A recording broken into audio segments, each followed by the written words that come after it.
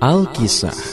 Di sebuah bukit yang jauh dari desa, di daerah Kalimantan, hiduplah petani miskin dengan istri dan putrinya yang masih bayi, yang bernama Darmi. Seperti hari biasa, sang petani pergi bekerja, menggarap sawah demi sesuap nasi.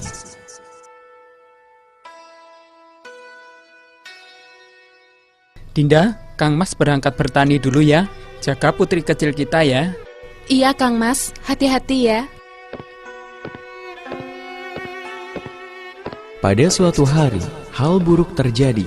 Sang petani terkena sebuah penyakit parah, dan istrinya pun memanggil seorang tabib. Tabib, tolong, suamiku jatuh sakit. Ya sudah, mari kita bawa ke sana. Dinda, Sabar Kang Mas, Dinda sudah memanggil tabib. Aduh, sepertinya penyakit Pak Tani ini sudah parah. Minumlah ini. Ini akan membantumu merasa lebih baik lagi. terima kasih tabib. Dinda, apabila Kang Mas sudah tiada, rawat putri kecil kita Darni ya. Kang Mas, jangan tinggalkan aku. Kang Mas! Tenang saja, dia hanya tertidur. Hari demi hari berlalu, penyakit Pak Tani tak kunjung sembuh. Hari semakin hari penyakitnya justru semakin parah. Hingga pada suatu hari, tibalah saatnya. Dinda, sepertinya aku sudah tidak kuat. Kang Mas, jangan tinggalkan aku. Pak Tani pun meninggal dunia. Tidak, Kang Mas. Maaf Ibu, kami sudah berusaha semaksimal kami. Tetapi apa daya, Tuhan berkehendak lain. Kami turut prihatin ya Bu. Tahun demi tahun berlalu, Darmi tumbuh menjadi sosok wanita yang cantik jelita. Namun sayang, ia mempunyai perilaku yang amat buruk. Gadis itu amat pemalas, tak pernah membantu ibunya melakukan pekerjaan-pekerjaan rumah. Kerjanya hanya bersolek setiap hari. Segala permintaannya harus dituruti. Setiap kali ia meminta sesuatu kepada ibunya harus dikabulkan tanpa memperdulikan keadaan ibunya yang miskin. Setiap hari harus membanting tulang mencari sesuap nasi. Suatu hari seperti biasa, gadis itu mengurung dirinya di dalam kamarnya. Ia tak mau matahari merusak kulitnya. Ia enggan debu-debu mengotori wajahnya. Ibu! Aduh Bu, bukankah udah Darmi bilang ya berkali-kali kalau Darmi udah bangun itu, Ibu harus udah nata kamar ini sampai rapi. Terus nyediain lulur, air hangat, dan buatin minuman sari buah untukku. Ibu mana? Kamu itu sudah besar, Nak. Kamu bisa mengerjakan semuanya itu sendiri. Ih, Ibu kan tahu aku lagi sibuk. Matahari pun mulai memancarkan sinarnya. Sang ibu mulai bersiap-siap untuk berangkat ke sawah untuk bekerja. Ia tidak lupa mengajak Darmi untuk membantunya di sawah. Darmi, ayo bantu ibu bekerja di sawah, Nak. Gak mau ah Bu, nanti kulit sama kuku aku kotor. Apa kamu tidak kasihan sama ibu, Nak? Ibu ini nyebelin banget sih. Gak lihat apa Darmi tuh lagi dandan Ibu. Akhirnya, sang ibu pergi ke sawah sendirian. Setelah selesai bekerja di sawah, sang ibu kembali pulang. Ibu pulang. Upahnya mana Bu? Mana? Sambil mencari-cari uang upah ibunya di pakaian ibunya, dan ditemukan uangnya di dalam genggaman tangan ibunya. Nah, ini dia. Gini dong Bu. Jangan, Nak. Uang itu untuk membeli beras. Bedak, lipstik, maskara, eyeliner, eyeshadow, parfum, habis semua Bu. Jadi mesti beli yang baru, ya kan? Kamu itu jadi anak bisanya cuma minta saja, tapi tidak pernah mau bekerja. Keesokan harinya, ketika ibunya pulang dari bekerja, si Darmi meminta uang lagi.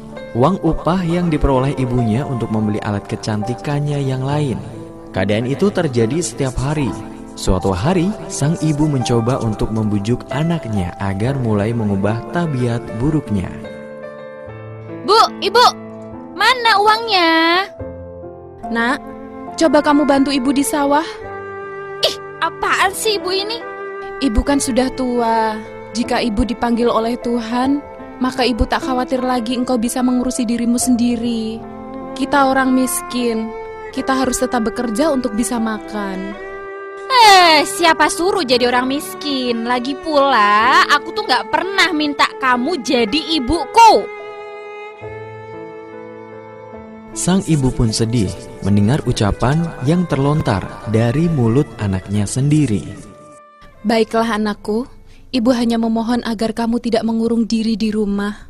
Kenalilah lingkunganmu agar ibu tenang jika suatu saat dipanggil sama Tuhan.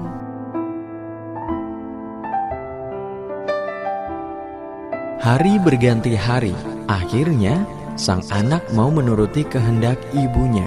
Ia tidak keberatan untuk kemanapun bersama sang ibu. Tapi anaknya ini mengajukan sebuah syarat bahwa ibunya tidak memperbolehkan untuk mengakui bahwa ia adalah ibunya di depan umum. Sebagai seorang ibu tentulah hatinya teriris mendengar itu. Namun sang ibu pun menyetujuinya. Hingga pada suatu hari, anak gadis itu diajak ibunya turun ke desa untuk berbelanja di pasar yang letaknya jauh dari tempat tinggal mereka. Anak gadis itu berjalan melenggang dengan memakai pakaian yang bagus dan bersolek agar orang di jalan yang melihatnya akan mengagumi kecantikannya. Ketika mereka mulai memasuki desa, orang-orang desa memandangi mereka. Mereka begitu terpesona melihat kecantikan anak gadis itu, terutama para pemuda desa yang pastinya tak puas-puasnya memandangi wajah gadis itu. Namun ketika melihat orang yang berjalan di belakang gadis itu, sungguh kontras keadaannya. Hal itu membuat orang bertanya-tanya. Coba lihat wanita itu.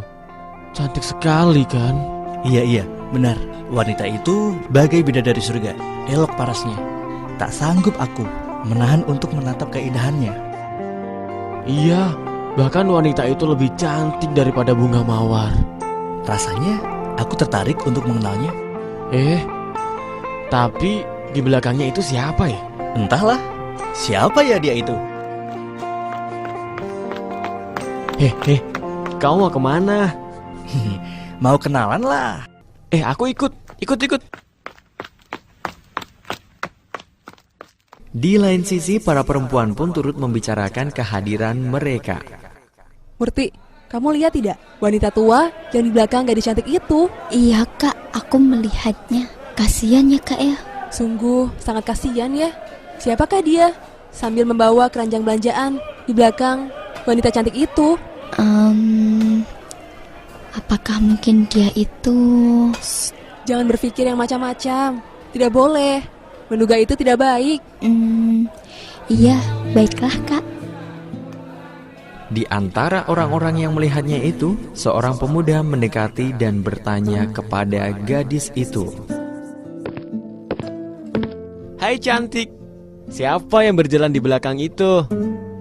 Apakah itu ibumu? Hah? Oh, bukan.